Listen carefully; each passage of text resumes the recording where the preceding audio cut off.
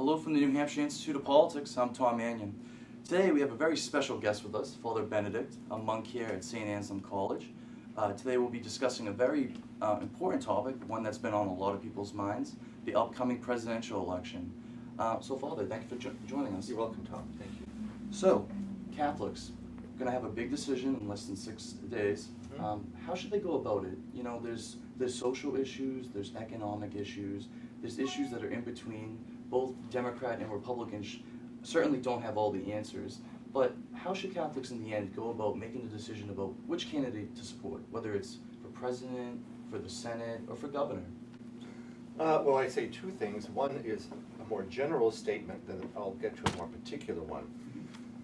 The general statement is this. Pope Francis said that when it comes to voting, there are three things that certainly anybody, but certainly Catholics can do to prepare for that vote. Namely, to be informed about the issues, who is voting, who is pro this or anti that. The second thing is to pray about that decision. And the third is to go into the voting booth and vote your conscience. So the church doesn't sponsor any particular candidate or endorse any particular candidate. It really is up to the individual person using his or her conscience to vote for the candidate that they think will best represent them.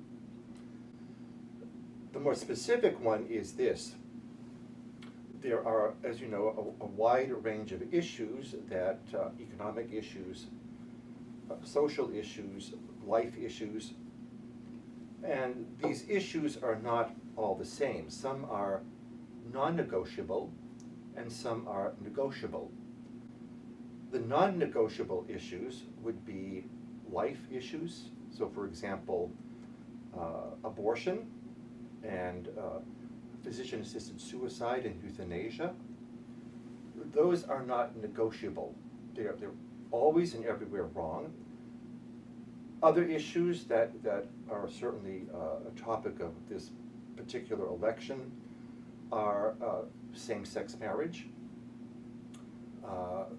Marriage is between a man and a woman, and if a candidate is pro-gay marriage, that has to be taken into consideration. But there are other issues that are negotiable. So for example, economic issues, immigration issues. I think reasonable people can disagree on how best to deal with this large influx of immigrants into our country or to other countries, or how to deal with our economic policy.